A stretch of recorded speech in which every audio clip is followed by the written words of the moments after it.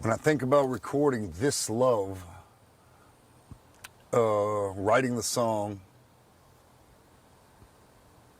I think for us at the time it was, I don't know, it felt very natural to write this type of song, but I guess the dynamics in the song are what really makes the song and every part. So when it goes from that mellow part into the slamming chorus, it's unique. It's unique, and a lot of bands use that same formula down the line. I don't think we're the first. I just think we did it with the production and the sounds that Pantera had. It hit so hard, dynamically. That's what made it unique. And I think the lyrics and stuff like that made it unique as well. You know, when you hear a delicate, jangly, clean guitar riff, it was like I was making fun of a love song. So, you know, I knew what I was going to do during the choruses, sort of. So, of course, you know, the verses had to be like similar to a love song. But then, of course, by the time the chorus comes around, it just gets bashed to pieces. So when Vulgar Display of Power first came out, my expectations for how it would do were none. I never had any expectations for any record we ever done. I always felt like if I put an expectation upon it, I'd always get let down. So I just let things happen as things happen. Now, the reception of the record and, God, the tours, the difference in the audience from Cowboys from Hell touring cycle to Vulgar Display was night and day, truly. But I was surprised at how positive the reception was, and all the massive crowds and the fans. That was really the true, well,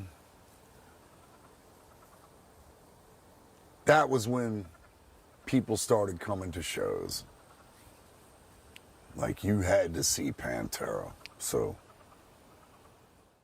when we wrote Mouth for War, I wrote the main riff. Dimebag liked it. And it sounded about 1,000 times better when he played it. And he made it his own, and everybody,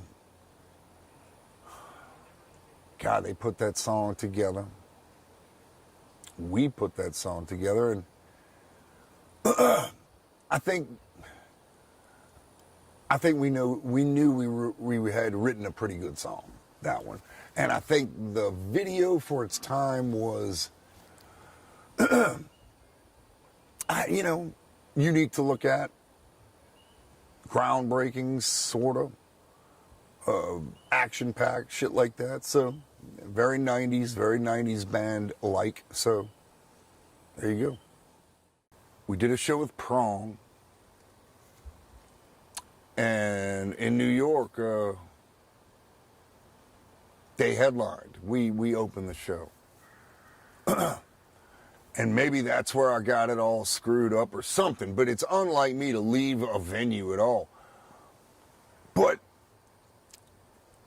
some friends of mine from New Orleans showed up to the show, and they were like, hey, let's take a quick walk. There's a store right next door. Man, let's go get a beer.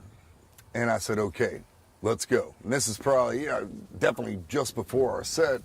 We'll make it back. And in New York, next door is kind of far. So we got the fucking beer, and I'm heading back to the show, and I got to walk through the crowd and all this. And before I get there, I see the crowd, but then I see my tour manager. I see stage people. They're going, come on, holy shit. I'm like, what? I had jeans on. I had the wrong shirt on, man. I had to run through the crowd and strip quickly and get dressed And by the time I got dressed, the band was on stage making noise. And someone's talking into the microphone. I'm like, oh my God. We make eye contact. I'm running onto the stage. We make eye contact.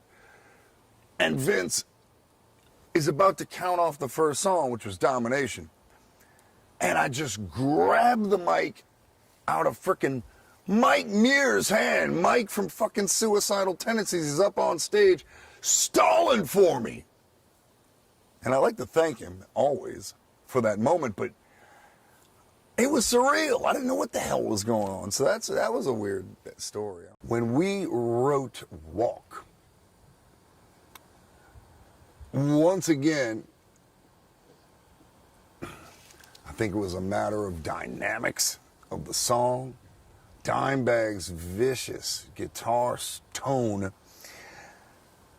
and that simple little groovy riff and the way Vince drops in with that straight ass beat.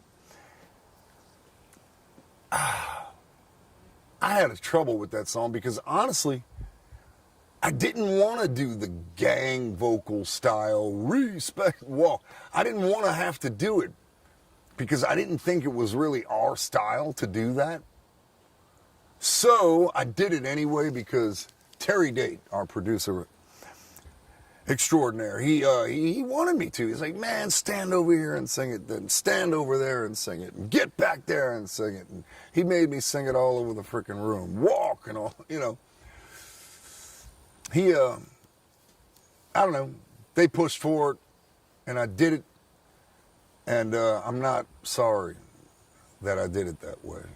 And that's a good feeling. So, powerful song, incredible guitar solo, big hooks, walk, as Dimebag would say. Dimebag and Vince always wanted this band to be a legacy band, to be massive, to be our own conduit to success, simply put. I think Dime and Vince, I know Dime and Vince would want the legacy and the name of Pantera to go on and on and on and in everybody's damn face. I know that for sure. Abso-fucking-lutely, dude.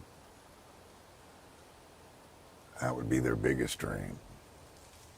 The atmosphere in '92, as far as the audience band relationship went, was so close. We were literally on top of each other. I can remember a show in New York in '92, I do believe, 91, 92. By the third song of the set, I was singing behind Vince. Dimebag and Rex were all behind their amps. The whole front of the stage was just people skanking and stage diving and tripping out. And that's what every show kind of aspired to be in '92. This was before we were this massive band. We were playing nice sized clubs and packing them out, and everybody knew what the score was. They knew what they were coming to that damn show to do. And it was, you know, as much as it's made up of individuals, there is a unifying ocean of people. When they're moving in that audience and they're pitting and stage diving and catching each other and all that stuff, there is a beautiful unison. And I think I'm using that word right.